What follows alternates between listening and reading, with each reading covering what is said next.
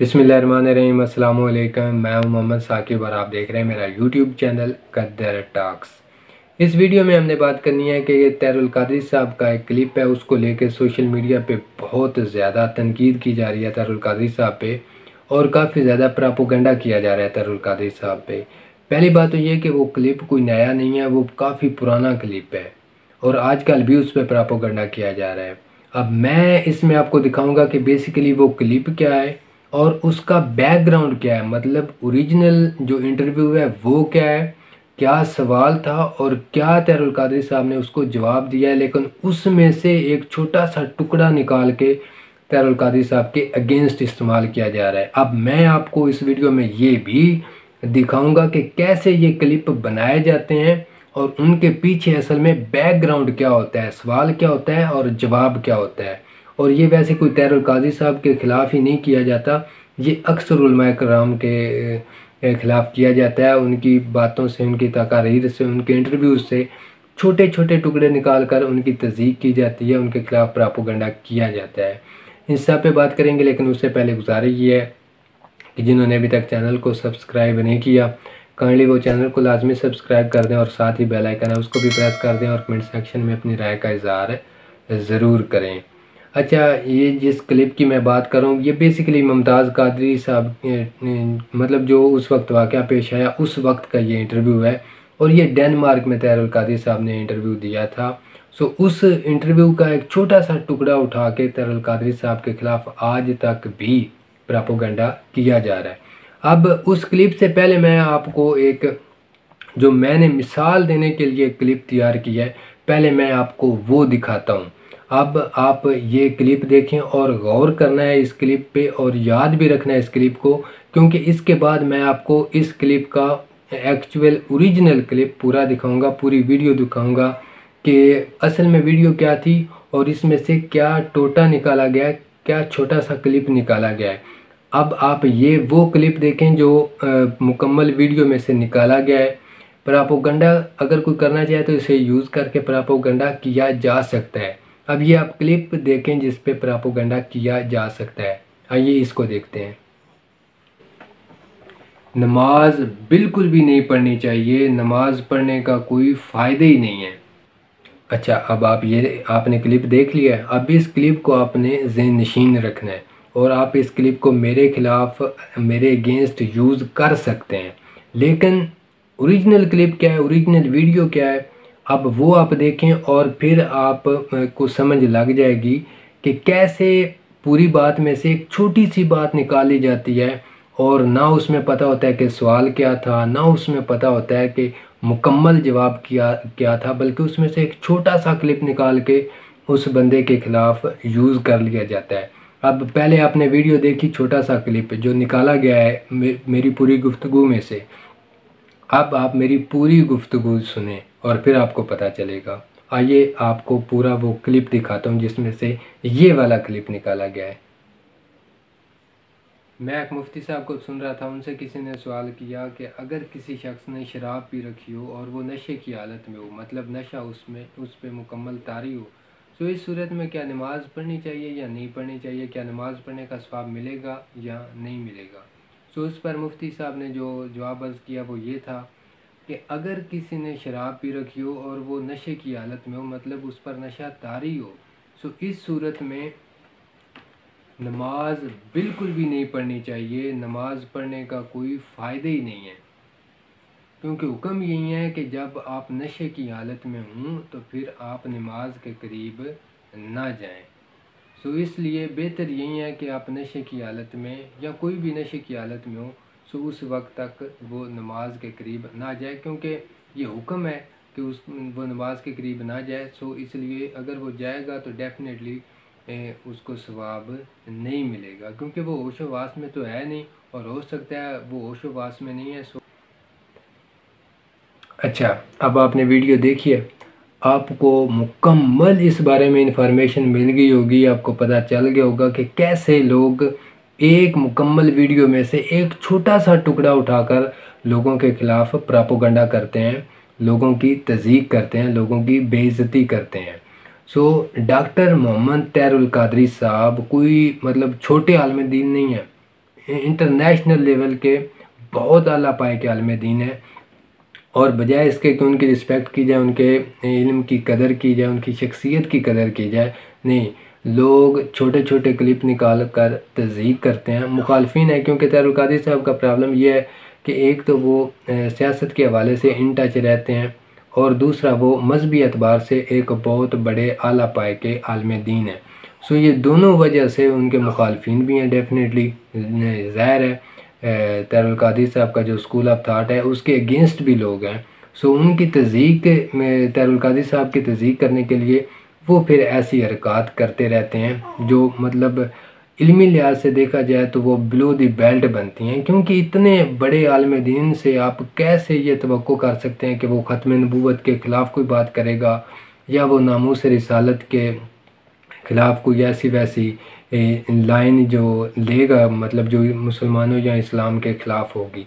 ये कैसे आप लोग सोच सकते हैं? ये सोचा भी नहीं जा सकता, ये एक आम आदमी के बारे में भी नहीं सोचा जा सकता। सो इतने बड़े आलिम दीन के बारे में कैसे सोचा जा सकता है?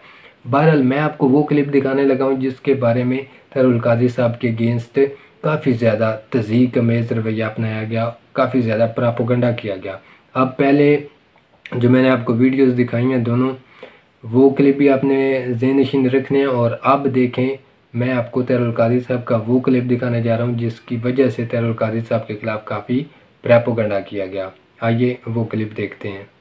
In your opinion, does it constitute blasphemy, and should it carry a death sentence to publish, for instance, a cartoon of the Prophet?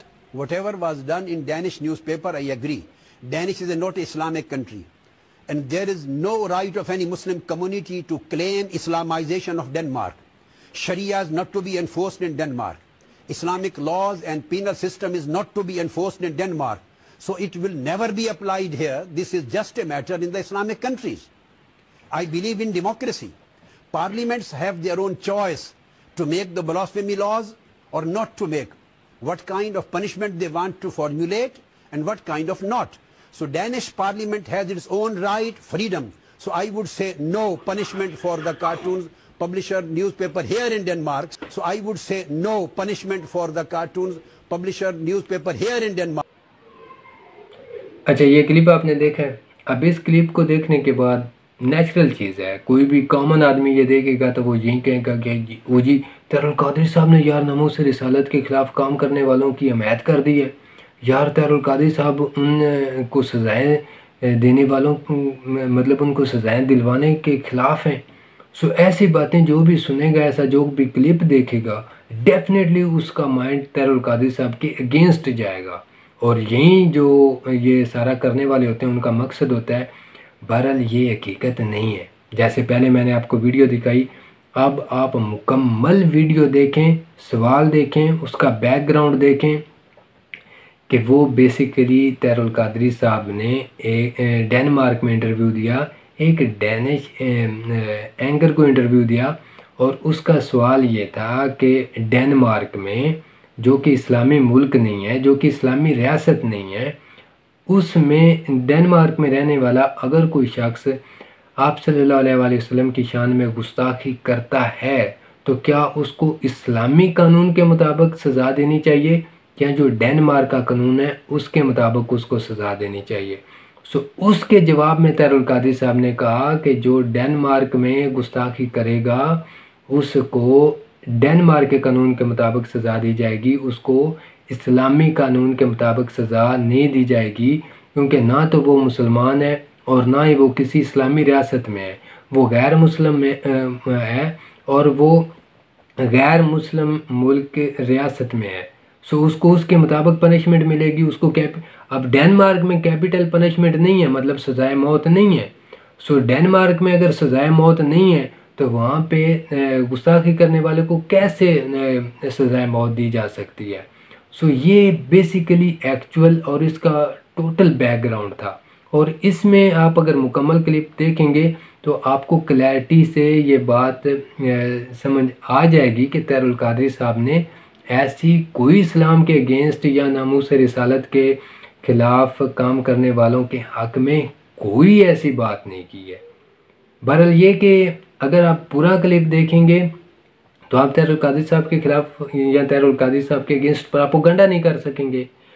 सो इसलिए ये छोटे छोटे क्लिप निकाले जाते हैं और बनाए जाते हैं। अब आप वो पूरा क्लिप देखें, उम्मीद है आपको समझ आ जाएगी।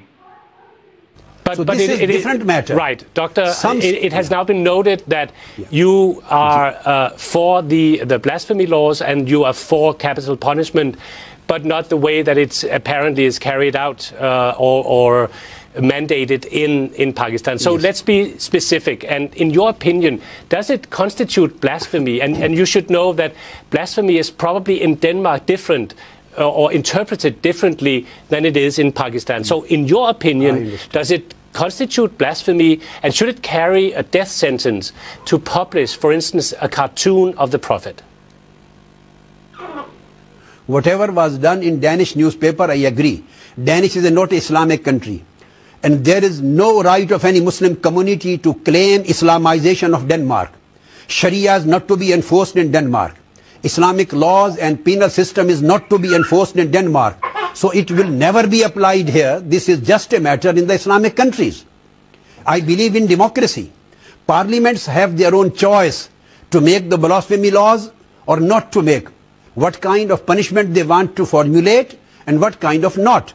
So Danish parliament has its own right, freedom. So I would say no punishment for the cartoons publisher newspaper here in Denmark. So what about in Pakistan? Non-Muslim society and non-Muslim state. So what in Pakistan is a cartoon or burning, for instance, the Quran and other holy books, as despicable as it might be to some people, should it carry a death sentence in Pakistan? So in Pakistan, for example, we will go to the law made by the parliament, the present law of the land. But the question is, it is to establish whether this is a false accusation. For example, in this case, when the girl, as it is stated, she was a minor, 11 years old. She was suffering from Down syndrome. If this is the case, then no punishment is to be awarded on that girl according to the Islamic law. Second thing, we need a quite big evidences. Sometimes laws are misused. The powerful political people, they lodge a false accusation against minorities and against poor people, and they wrongly create this kind of law in order to take a revenge, their own personal matters, their revenge. So I would say that this kind of misuse should be stopped. A big radical change and reformation is needed in this law, so that the minorities are not exploited, minorities are not harassed, minorities are not misused, and this law is not wrongly applied on them. And any act which goes against the rights of minorities is also necessarily to be protected by the Islamic law. So Islam does not allow anybody to misuse a law against minorities. This is the law of Quran and this is the law of the Sunnah of Holy Prophet. If anything is misused, the law of murder is misused in Pakistan. Many other laws are misused. Influential people in their society, they take wrong benefit of the laws. They create influences of the police or stations and police officers. Situation is slightly different in Western societies and Pakistani society.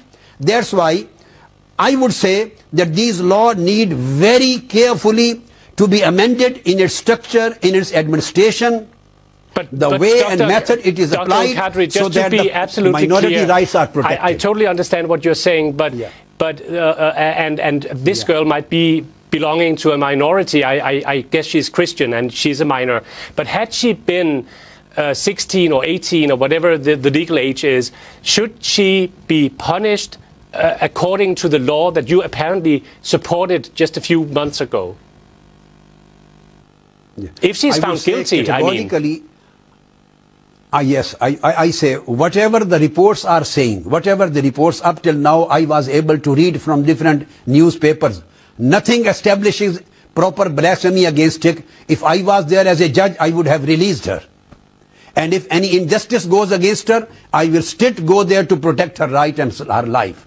But if she is found guilty in a court in Pakistan, should she be punished according to the Sharia law? That's my question.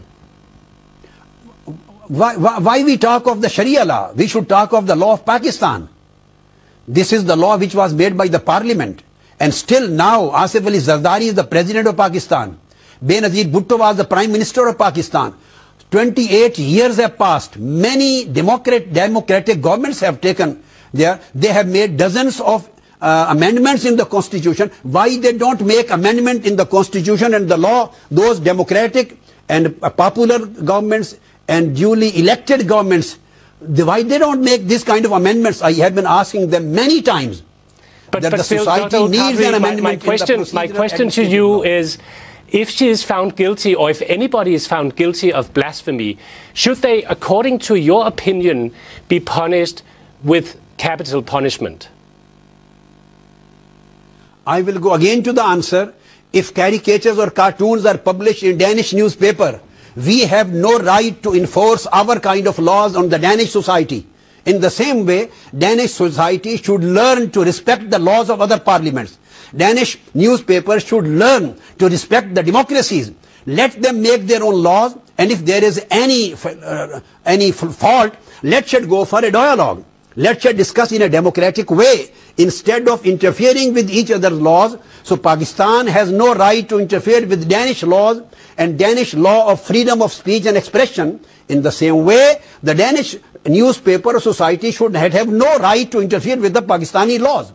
Our collective platform can be a UNO. We can have a democratic dialogue with the governments, with the parliaments. We can an exchange of views, but laws of one country are not going to be enforced in other countries. And I am not in favor of interfering with one another laws in the country. I am total Democrat. I believe in democracy. I believe in freedom of choice. Dr. Qadri, thank you very much for your time. It was a pleasure talking to you. अच्छा, अब आपने ये clip देखा है। जिनको English ज़बान आती है उनको क्लैरिटी के साथ समझ आ गई होगी कि तैरुल कादरी साहब ने गैर शरई कोई बात नहीं की, और उर्दू में पहले मैंने आपको बता दिया इसका सारा बैकग्राउंड। सो ये देखें, मेहरबानी करें, अपने आप पे मेहरबानी करें, उलमाए कराम पे मेहरबानी करें कि उनके ख़िलाफ़ किसी किस्म के प्रोपेगेंडे का शिकार ना हो, और अपने पे मेहरबानी ये करें कि सुनी सुनाई बातों को बग़ैर तस्दीक के आगे फैलाना हमारे इस्लाम में इंतहाई गैर मुनासिब है। ये चीज़ें एक मुसलमान को ज़ेब नहीं देती कि वो सुनी सुनाई बात को, अनकम्प्लीट बात को आगे फैलाता जाए, तनकीद भी करता जाए, प्रोपेगेंडे का हिस्सा भी बनता जाए, प्रोपेगेंडा करता भी जाए। सो ये चीज़ें सीरियसली बड़ा इससे डैमेज होता है, पूरे ओवरऑल माशरे को होता है, इस्लाम को भी किसी हद तक हो जाता है। क्योंकि देखें, अगर आप इतनी बड़ी शख्सियत के ख़िलाफ़ इतना बड़ा प्रोपेगेंडा करेंगे, सो डेफिनेटली जो अगेंस्ट यूज़ करने वाले होते हैं लोगों के व्यूज़ को, वो फिर उनको काफ़ी हद तक करते हैं, जिसकी वजह से काफ़ी ज़्यादा मतलब प्रॉब्लम्स भी होती हैं, नुकसान भी उठाना पड़ता है, और काफ़ी स्टेजेस पे इसके मुतालिक काफ़ी ज़्यादा नुकसानात हो जाते हैं। बहरहाल ये बेसिकली वीडियो मैंने आपको समझाने के लिए बनाई थी कि कैसे लोग छोटे छोटे क्लिप निकाल के तज़ीक करते हैं, और उनके पीछे एक्चुअल जो मुकम्मल वीडियो होती है उसका टोटल बैकग्राउंड कुछ और होता है। बहरहाल जो मनफी ज़हन रखने वाले होते हैं वो उस प्रोपेगेंडा करते भी हैं, और जो उनके मतलब आम दिमाग होते हैं वो फिर उनके साथ शामिल भी हो जाते हैं। बहरहाल उलमाए कराम जितने भी हैं, जितने भी मकतबा फ़िक्र के हैं, उन सब को भी इस पे एक्शन लेना चाहिए। और यही वजह है कि किसी बड़े आलिम दीन या किसी बड़े मुफ्ती यानी कराम की तरफ से इस पे कोई ऐसा रिएक्शन मैंने नहीं देखा। ये छोटे लेवल के छोटे लोग होते हैं जो ऐसे प्रोपेगेंडा करते भी हैं और फिर उनका शिकार भी हो जाते हैं, और दूसरों को भी कोशिश करते हैं इस प्रोपेगेंडे में इन्वॉल्व करने की। बहरहाल अल्लाह ताला हमें समझ बूझ अता फरमाए, अल्लाह ताला हमें भलाई अता फरमाए, अल्लाह ताला हमें आसानियाँ अता फरमाए, और अल्लाह ताला हमें ये हर वक्त की ग़ीबत, चुगली, हर वक्त की तनकीद, हर वक्त के प्रोपेगेंडे से अपने हिफ्ज़ व ईमान में रखे। अल्लाह ताला हम सब का हामी नासर हो। अल्लाह ताला हमें दीन की अगेन समझ बूझ अता फरमाए, और अल्लाह ताला हमें दीन के मुताबिक ज़िंदगी गुजारने वाला बनाए। ये आज की वीडियो थी। इंशाल्लाह नेक्स्ट वीडियो में फिर मुलाकात होगी। तब तक के लिए अल्लाह हाफिज़, अस्सलामु अलैकुम।